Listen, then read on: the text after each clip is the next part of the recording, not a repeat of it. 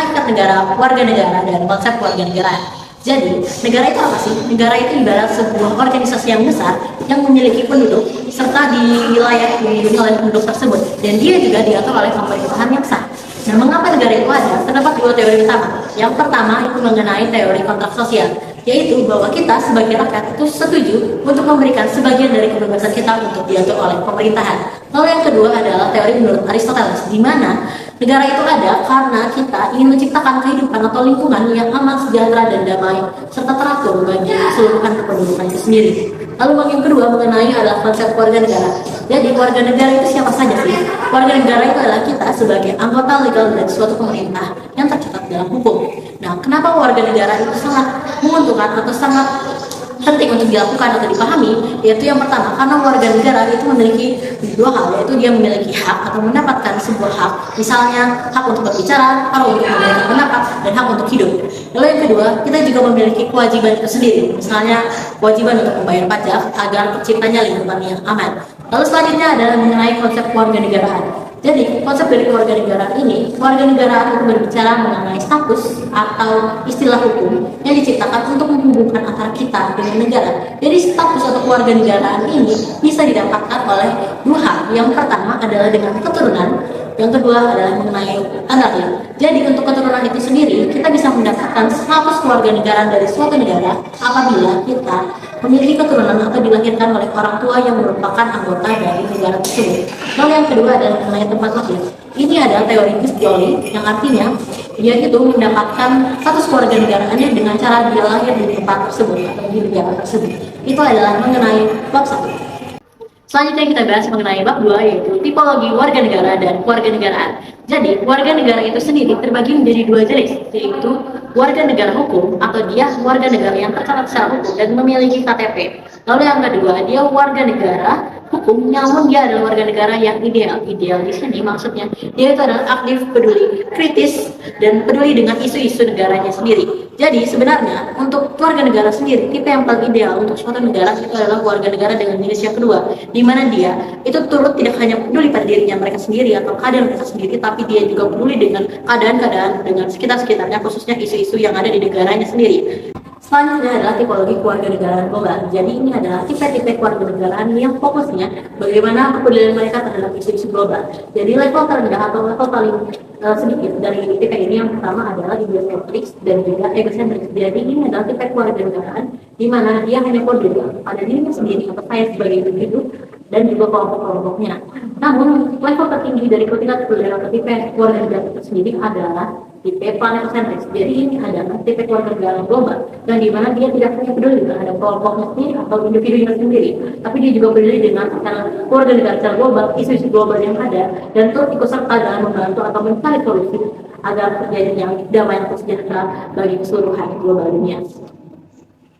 Baik, selanjutnya pada bagian bab 5 dari buku ini, yaitu membahas mengenai kewarganegaraan, identitas, dan aktivisme.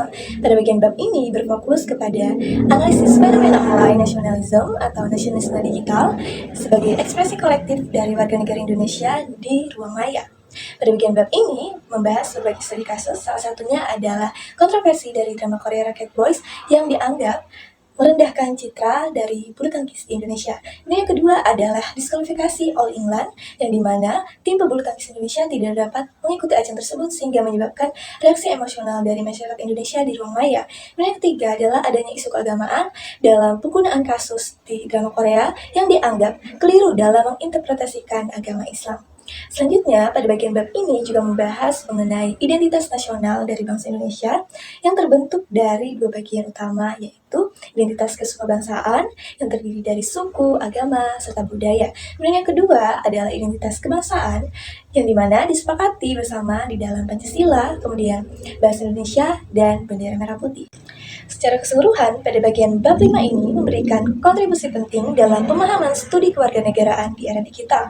Khususnya, penulis menyimpulkan bahwa meskipun ruang digital ini membuka kanal kebebasan, seringkali netizen Indonesia menampilkan citra negatif yang dapat memberikan kesan kasar, kemudian onar, serta memberikan ancaman-ancaman yang dimana hal ini mengindikasikan bahwa adanya kekurangan dalam kemampuan masyarakat Indonesia dalam literasi digital. Selanjutnya, pada bagian bab 6 pada buku ini, yaitu membahas mengenai praksis kewarganegaraan di Indonesia. Bab ini membahas mengenai nilai praksis Pancasila didefinisikan sebagai perwujudan nilai instrumental dalam praktik nyata sehari-hari di masyarakat, bangsa, dan negara. Nilai ini merupakan kelanjutan dari nilai dasar dan nilai instrumental Pancasila yang mengikuti perkembangan zaman dan keinginan masyarakat tanpa menghilangkan esensi nilai-nilai intinya. Melalui bab ini, penulis berhasil memberikan kepada kita panduan yang jelas dan sistematis mengenai bagaimana Pancasila tidak hanya menjadi slogan, tetapi juga pedoman moral dan hukum yang dapat dilihat dan diterapkan dalam perilaku sehari-hari dan kebijakan publik. Bab 7 menjelaskan PKN sebagai bidang multidimensi yang berperan membentuk warga negara berkarakter, berpengetahuan, dan mampu berpartisipasi aktif. Penekanan utamanya ada pada nilai Pancasila, moral, nasionalisme, dan kecakapan kewarganegaraan yang sangat relevan menghadapi tantangan 2025, seperti maraknya misinformasi digital, meningkatnya perundungan siber pelajar, dan kebutuhan literasi digital untuk menyikapi isu sosial dan politik.